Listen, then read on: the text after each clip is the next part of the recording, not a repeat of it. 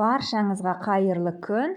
Менің тұрақты оқырмандарым және арнамның қонақтары. Сіздермен бірге арайлым, арнама қош келдіңіздер. Мен бүгін сіздерге татар халқының асы бәліштің рецептісін ұсынатын боламын. Өте дәмді, әдемі, ерекше асты менімен бірге жасап, отбасыларыңызға ұсынсаңыздар болады. Менің арнама тіркелмеген болсаңыздар, тіркеліп, қоңыраушаны басып кетіңіздер. Ал менің видеом ұнап жатса, лайк басып, комментарий жаза отырыңыздар. Достарыңызбен де бөлісуді ұмытпаңыздар. Бізге ашыған қамыр және ортасына салмалар қажет болады. Ең алдымен ашыған қамырға бізге ұн, тұз, бір жұмыртқа қажет болады. Ақуызын қамырға қосамыздағы, сарыуызын артынан бетін әсемдегенге пайдаланатын боламыз. Сұйық май, ашытқы және жылы су қажет болады. Барлық пайдаланған заттарымның өлшемін әдеттегідей видеоның астында описанияда жазып өтемін. Ашыған қамыр болғандықтан көп уақыт жылы жерге қойып, ұзақ уақыт көтерілуін тосудың қажеті жоқ.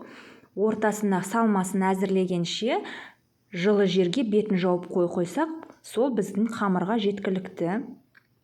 Мінекей қамырымыз дайын болды. Енді осы қамырдың бетін жауып жылы жерге қоямыз. Ортасына салмасына пиязымды турап алдым ұсақтап, картобымды кішкене ірілеу қылып турап алдым, және де сәбізімді дөңгелектеп турадым. Ол видеоға түспей қапты, кешірім сұраймын. Және де тауықтың етін пайдаланамыз. Кез келген етін пайдалансаңыздар болады. Мен аяқтарын пайдаландым. Видеода көріп отырғандарыңыздай, екі жақ шетінен кішкене кескілеп алатын боламыз.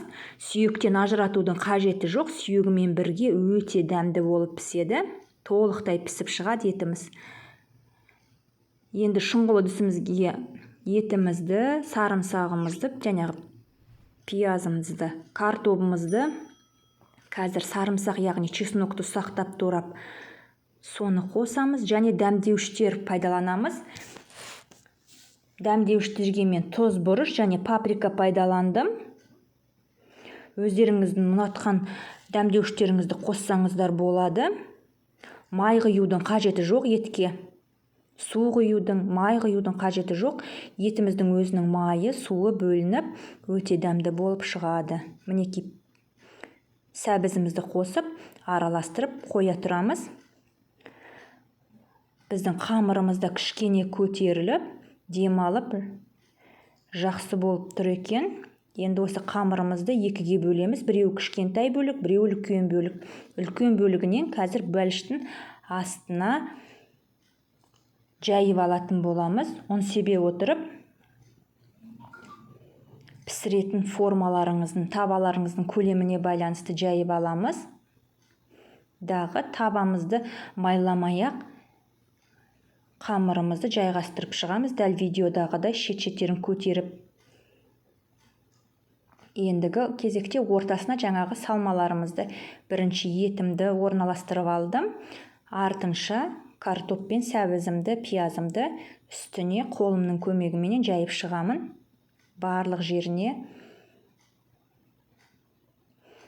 толықтай жайып алғаннан кейін, жаңағы кішкентай алып қалған қамырымды жайып, бетіне орналастырамын. Екі қамырды шымши отырып, бір-біріне түйістіріп, барлық жерін бекітіп шығамыз. Міне видеода көргендеріңіздей бәр жер бекітілу қажет. Шет-шетін әртүрлі ғып өріп алсаңыздар да болады, әсемдеп. Мінекей қамырымыз толығымен бекіді. Енді бетіне бағана алып қалған сарыуызымызды толықтай жағып шығамыз. Бетіне кунжут себеміз, бұл міндетті емес. Ортасын пышақтың көмегімен қазір тесіп алып, кішкене кессеңіздер болғаны. Енді 180 градуста 1 сағат пісіреміз. Одан кейін градусын 140-қа түсіріп, 1 жарты сағат пісіреміз. Қарап отырыңыздар, әр пештің қызу деңгейі әртүрлі. Мінекей видеода көріп отырғандарыңыздай, міне тауығымның іші толық піскен, өте дәмді. Видеоның соңына дейін қарағандарыңызға рахмет. Ас болсын.